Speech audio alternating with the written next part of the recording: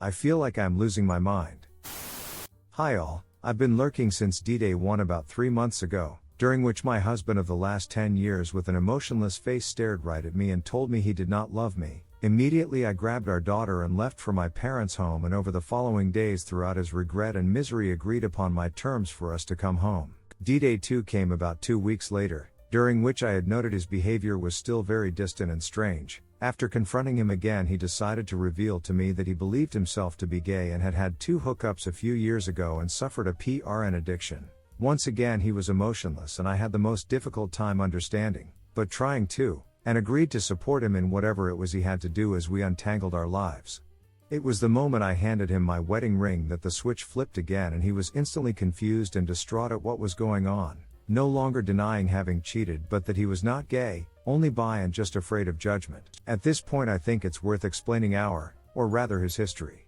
When we first met all those years ago, I pretty much instantly recognized the signs of CSA. Having grown up with a parent who was a survivor, the mostly blank memory and compulsive behavior were immediately familiar, and boy do I ever love that subliminal chase for the elking love in that relationship in my life, so I became attached immediately.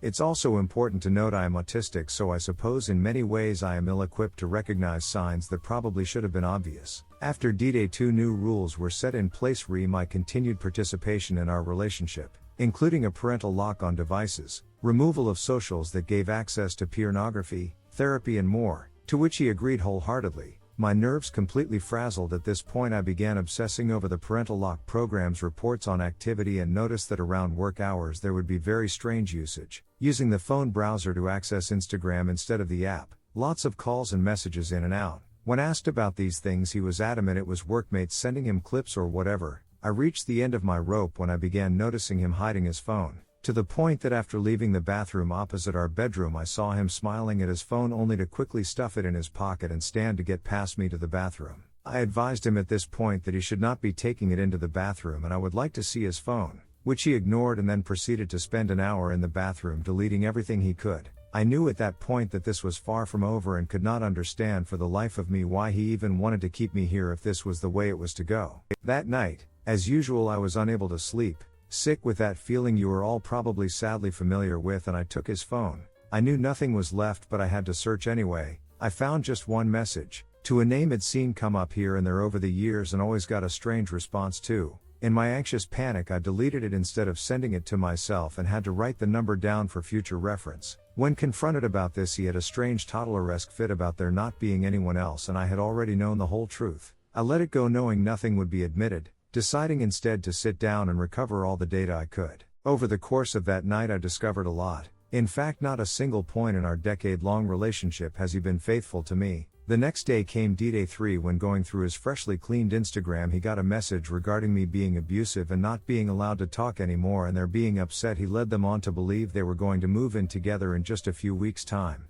The plan was for New Year's. I immediately responded and emphatically begged them to tell me what was going on and that I didn't know who they were, let alone had done anything remotely abusive beyond trying to get answers. Well, it was that name again that contacted me this time, a long-term on and off again GF he was planning to elope with. This all would be enough to know if only I hadn't seen the things he had said about me, the hateful, violent, terrible things he made up and used as ammunition for sympathy and support, compounded on the way he had been behaving prior D-Day 1, which honestly had fast become cold and reactive for a few weeks. He was someone I couldn't even recognize anymore, and I was beginning to pick up on these weird switches in behavior and attitude, the odd comments between both and clues left ignored over the years. Obviously when confronted he was horrified and distraught. So I made him speak to this GF on the phone and once again watched him become emotionally dead and distant as he spoke very dispassionately, like she were some crazy stranger he had no knowledge of and not someone he was speaking to 24/7 and planning a life with. My head spins. It made no real sense. His therapist diagnosed him with BPD, but he was lying to her as well, and it just didn't seem right. This odd duality in his character was like there was my normal bastard husband who cheated a couple times and felt genuine remorse, and then this man with dead eyes and no emotions who would obsess over strangers online, having common interests in bestiality, trans objectifying PRN, incest and so on. It was all so depraved and dark, and when confronted with evidence of this he was not only emphatically hysterical and physically gagging at the revelations, begging of me that it's not him, he is not that person. He has no memories of any of it except the 2 admitted betrayals, and obviously writing had been minimized to adult movies. We are waiting on a specialist in childhood trauma in the next week or so to finally get an assessment for what I can only imagine is either narcissistic personality disorder or some kind of dissociative condition. I'm hopeful she will be able to enlighten me as to where the lies end and truth begins, as I don't see myself being able to move on from this tragedy without knowing for sure, and I can no longer trust my instincts. Knowing my daughter is being taught what a relationship should look like, I'm terrified of the ways in which he has already caused damage. Just being drunk, absent and terrible to her mother. I would hate that for her. So why am I still here?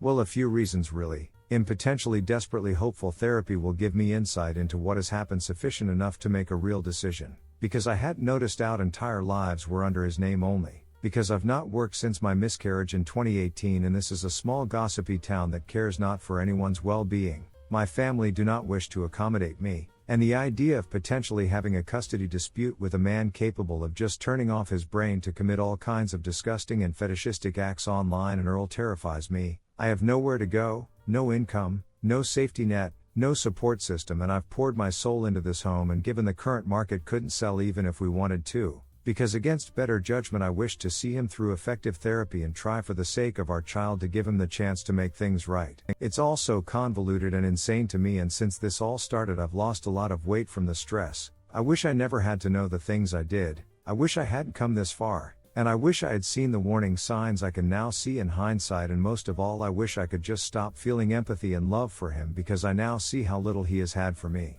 I'm so sorry. And so thankful if you have taken the time to read my frazzled brain vomit. I'm sorry if it's all over the place or without reason or sense. I have just completed cataloging 10 years of infidelity for my in case the crap hits the fan file, and I cycle between sadness, rage and emptiness.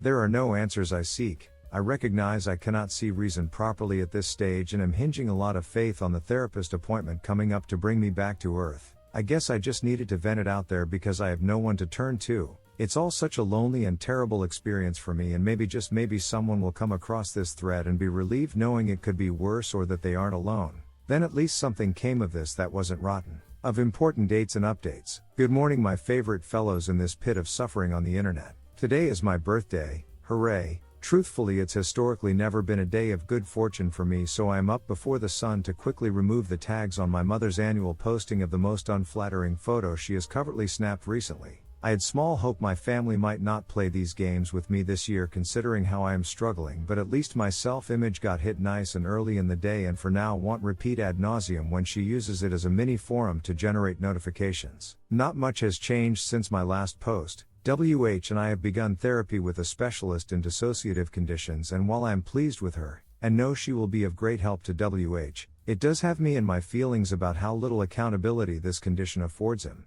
And that paying so much for couples when in reality I'm only serving as a point of reference for all the things he cannot remember. Perhaps it will get better with time, but the overarching feeling of my pain going ignored is pretty pervasive in my life right now, so I'm probably projecting a lot of that. In a few hours we will be at the doctor's to assess results of MRI and blood tests are possible early onset dementia, Alzheimer's or possible cognitive injury. Our daughter's birthday very recently passed and he admitted to not remembering it, during which I noted he was behaving strangely. In these moments, even as I recognize them, he will vehemently argue that he is not dissociated, and then for days later to just not recall it at all. Well, it's scary to me, and I'd almost prefer a real physical condition to combat over something so ephemeral and overly sensationalized online as DID. But instinctually I feel nothing much will come of the appointment besides noting extensive brain damage done during an abusive childhood. But as far as I'm aware, DID requires a certain sense of individual personhood as it were between these phases, and I'm yet to see that. What I do see is intense periods of narcissism on steroids, an almost instinctual urge to take me down a peg, and oddly enough, a hogging as it were of milestone moments, photo ops with our child. I guess a conversation for the therapist. I hope to find answers. I hope that WH can be well again. And I hope for our daughter that he can find a way to be present with her that allows him to remember, so that neither of us continues having these moments stolen from us. For now I continue small tentative steps forward, getting through one day at a time, doing my best for my child, knowing that no matter the outcome of all this, I want to say I made every effort for my family with pride. It is not my job to cater to WH's issues, but if Teresa chance I can rescue a decent father out of him, I will do everything I can. I think of you all often throughout my struggles, and wonder perhaps if my situation is just too out there or overshadowed by the mental health side of it. I've seen daytime TV less dramatic than this and consider the plots hammy after all, and I guess Teresa's sense of imposter syndrome given the wild extent of WH's infidelity and acting out. But nonetheless, I hope that you all are making those small steps too, towards wherever it is your happiness lies. Story 2. Found out my husband was having an affair just after he died. Update. It's been nearly 8 months since my husband 56 died of cancer, and I found out about his affair 4 days later when I checked his phone and then his laptop. How do you get over this much hurt when you can never get any closure or any answers from the person you loved? As a bit of backstory, we were together for 30 years and he would tell me how much he loved me almost every day. We were always a close, snuggly couple until 2019. At that time he was traveling abroad a lot for work. I'd recently lost my dad and was going through the menopause, so my libido was a bit lower than normal and I wasn't sleeping well. We were both a bit stressed and tired, and by that stage he was more unwell than either of us realized. I noticed he was suddenly on his phone constantly. He was distracted, distanced and snappy with me in a way he'd never been before. All the signs were there, but I just couldn't believe it was true, as there was no reason for it. I challenged him about it and he told me he'd met a woman on a flight home and they'd stayed in touch, but just as friends. She lived abroad, but somewhere where he often went for work. I told him I was uncomfortable with that level of communication and expected him to tone it down. I later asked him outright if he was having an affair with her, but he denied it and I really wanted to believe him. Then he was diagnosed with cancer and died 5 months later. After he died I found out he'd been having an affair for about a year, maybe more. I nearly went under. I only got through his funeral by saying goodbye to the boy I married, not the guy he turned into. The picture on his coffin was one from years ago, not recent. The funeral was only 10 people, because of COVID, and I told all of them the truth beforehand, including our 2 adult sons, because I couldn't have got through it otherwise. Then I had 3 sessions with a therapist. I needed help with the devastating lack of closure. I would never know why he did that to me, what it meant, or what was he planning to do. The therapist asked if I could normally trust my instincts. I said yes. He said if my instinct was that everything was okay before 2019, then it probably was. I know many of us have no idea about our partner's affairs, so I'm not sure if he's right, but it brought me some peace, so I'm choosing to believe that. I've found that every time I've got mad and cried and screamed at my dead husband, I've always felt better afterwards, as if I've moved on a step. I've written him letters and left them lying around in case he can read them. Stupid, I know, but it's been cathartic. I've done a lot of soul searching too. I can never forgive him, and I didn't deserve what he did to me. I never, ever stopped trying in our marriage. But I acknowledged that we weren't making enough time for each other. We'd stopped having date nights. We both had busy careers and we were tired and stressed. When he got stressed, he would use time as a way to calm down, and at that time I hadn't really been feeling it that much. That's absolutely no excuse for what he did, but I believe it's the reason he started looking somewhere else. So 8 months later I have mostly good days and a few bad nights. I'm more disappointed in him than angry now. I miss his presence in the house, but I feel like I'm growing into the space too. My kids are doing well. It kills me that I'll never know if he still loved me when he died. But I think he did. I never confronted his affair partner. My revenge has been her lack of closure. My ultimate satisfaction was knowing that she would have found the tribute website we set up and would have seen 30 years of happy family photos. She tried to steal my life and failed. I was the one who was with him when he died, not her. Maybe I'm hating him less because he was so ill at the time he did it. I even wonder if that explains his personality change. I guess I'm lucky not to have gone through a divorce or having to see him move on with someone else. Today is the anniversary of the last time I think he saw her. That's a big milestone I've been waiting to cross off my list. Update, I'm curious. Has anyone else had a partner whose infidelity was out of character and happened before a cancer diagnosis? I've posted here before about my husband who died from cancer earlier this year and how I found out just afterwards that he'd been having an affair for about a year. This was a guy who for 29 years had told me he loved me almost daily and wanted to renew our vows on our 25th anniversary. But last year his personality changed. He became increasingly withdrawn, snappy and distant. He also showed all the signs of having an affair, like constantly texting and being very evasive about it. He also forgot my birthday for the first time ever and didn't even properly acknowledge it when I reminded him. I'm not looking to explain away his affair. It was what it was and it completely blindsided me. But several people have since told me similar stories about terminally ill people behaving hugely out of character and suddenly leaving their partners or having affairs, and it just makes me wonder if it's happened to other people too. Looking back now, I wonder if his behavior had something to do with the cancer even though he wasn't diagnosed till later. Or am I just trying to find excuses to make sense of this? Update: link between depression and S-time drive. I know this title sounds weird, and not normal for this sub, but please hear me out as it's really helped me to understand something about why some cheaters cheat. A lot of us on this sub, me included, have been cheated on by partners who suffered with depression or anxiety. Recently I read that people who have these symptoms have low melatonin levels. Another side effect of low melatonin levels is an increase in S-time drive to the point where they can develop a full-on S-time addiction. That certainly fitted the pattern with my husband, who had bouts of anxiety, depression and an increasing desire for S-time or watching PRN. Somehow that's helped me to understand how a simple chemical imbalance can turn a loving partner into a cheater.